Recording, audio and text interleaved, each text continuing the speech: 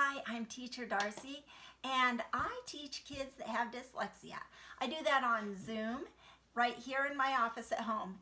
And you can take advantage of that wherever you may be, because you can stay in your home and I can stay at my home, and we can work together if you are interested. But I started this YouTube channel because I wanted to say some things that, might take a little bit longer than 60 to 90 seconds that you can do on an Instagram reel. So today we're going to talk about phonemic awareness, and we're going to do that through a story. I'm going to let you know what happened to me and how I got into learning about dyslexia and everything. So, what happened is my oldest child was in speech therapy from about the age of 2 to 5.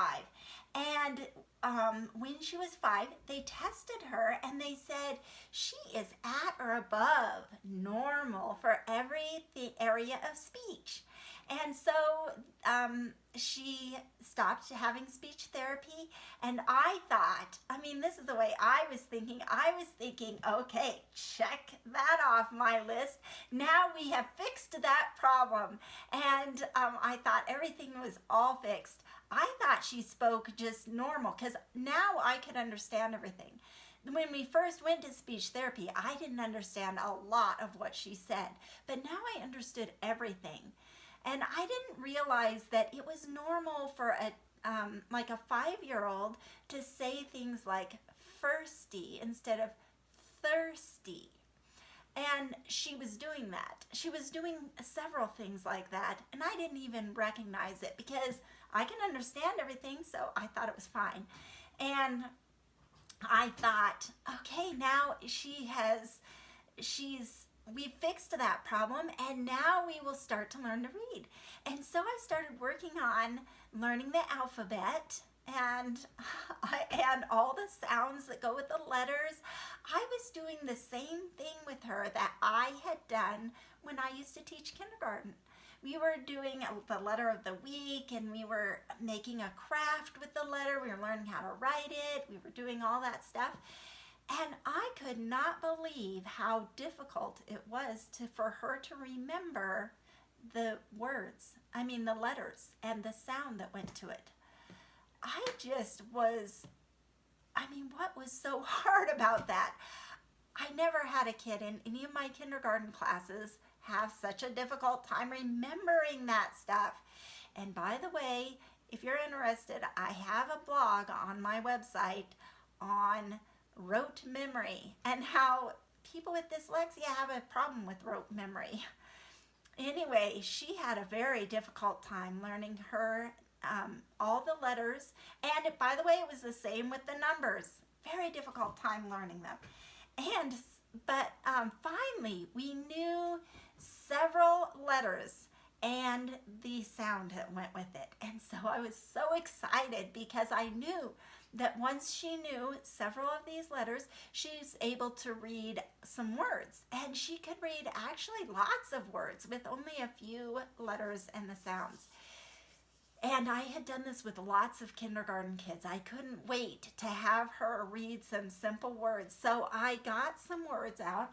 I did this, and I was going to have her say each sound, and I was just waiting for her to recognize that it was a word and be excited that she had read it. So I pointed to each letter, and she went ah, t. And I was excited. I was watching her face to see if she would recognize that that was a word, and she had just read her first word, but she didn't look excited at all. To her it was just ah, t. I asked her, it's a word. Do you recognize? Is there a word? I was getting all ready to change this into an S and then into a B, and then I was ready to have a party that night when Dad came home and we would show him that she could read these words. I was so excited, but she didn't recognize any words. I was like, try it again. Try it a little faster. Can you go a little faster? Oh my goodness. I feel a little bit emotional right now just thinking about how excited I she didn't recognize it. Okay, excuse me. I can't believe it. But she didn't. She had no idea that that was a word. She couldn't do it faster. She couldn't blend it. And so I thought to myself, well, okay, she's probably just not ready. I just need to relax. I need to let her play in the garden and play in the cardboard box that our new stove came in, and we'll just relax, because it'll come in time. So that's what I was trying to do, but it's so hard to do that because, you know, everywhere you go to church, you see your friends, every place. Oh, well, my kid is only 6 years old and they're already reading at 6th grade level. I was hanging around all these overachieving homeschool people and they can really, you know, they're always overachieving. And it was just so discouraging to me. And, you know, at the same time, you will hear some people say things like, well, you know, you need to just relax, because my kid couldn't read at all until they were like 12. And then suddenly it just clicked and suddenly they could read. And then on the other hand, you'll hear these people say, if your kid is behind in 3rd grade, they will never catch up. They're probably going to end up in jail or something. I mean, you know, you just hear all this stuff coming at you. You don't know what to think. And so you can't help but worry about it. So, you know, I was worried about this. And so for a long time, I was just really floundering. I mean, one minute I'd be like, well, okay, we need to relax and just let her mature and grow, because she's going to catch on eventually. And on the other hand, you know, I would just be like, no, I mean, something's wrong here, because I've taught kindergarten for 5 years and nobody ever had this much trouble. They never had this much trouble memorizing what the name of the letter is, the sound of the letter, or recognizing that it's a word when you sound out those things. None of those kids had this much trouble. So there's something not right here. So I finally got, you know, she was like 8 by the time we finally got a diagnosis of dyslexia. And we finally figured out, we used the Barton Reading and Spelling System. And the first level of the Barton Reading and Spelling System is just phonemic awareness. There are no letters. It's just learning phonemic awareness. And that is the key that unlocked the ability to be successful with reading for us. And, you know, I did not know about the National Reading Panel. The National Reading Panel came out in the year 2000, and it gave 5 essential components to reading. And they were phonemic awareness, number 1. I'd never even heard of phonemic awareness. And then number 2 was phonics. I was doing phonics, and I thought that was the foundation. But no, phonemic awareness is even before that. You need to know phonemic awareness before you can, I mean, it's just like a foundation. I want to quote something from this book. It's Multisensory Teaching of Basic Language Skills. Let me give you the quote that I want to quote from this. It says that phonemic awareness appears to have a causal role in the acquisition of basic literacy skills. It's like it's a causal role. Like you can't get the other basic literacy skills until phonemic awareness is really in place. And phonemic awareness is something that has to do with hearing, not the sight. So you could do it in the dark. That is something that people say nowadays. Phonemic awareness, it can be done in the dark. It's not something that you see anything, but it's recognizing the sounds in words. So it's recognizing that, you know, these words start with the same sound. or being able to segment words into each individual phoneme or sound, or blend the words. Like when I was telling you about my daughter making these sounds, she just heard individual sounds. She wasn't able to blend it into a word. And so she also was not able to segment where, like if I were to say mat, she did not hear at. She didn't hear that. So she was not able to segment or blend and hear the individual sounds. And that's what phonemic awareness is. Luckily, the good news is phonemic awareness can be taught, and we need to teach phonemic awareness. So I'm going to give you my 2 favorite things that to use for teaching phonemic awareness. The one that I used in order for us to have success was the Barton Reading and Spelling System. Level 1 is all about phonemic awareness. And then the next couple of levels do some phonemic awareness warm-ups before you start doing the rest of it. So I do recommend that. And if people don't want to hire a tutor, the Barton Reading and Spelling System is excellent. Like if you want to do it yourself, you can use, she teaches you how to teach it, so you can do it yourself. And I think that's excellent.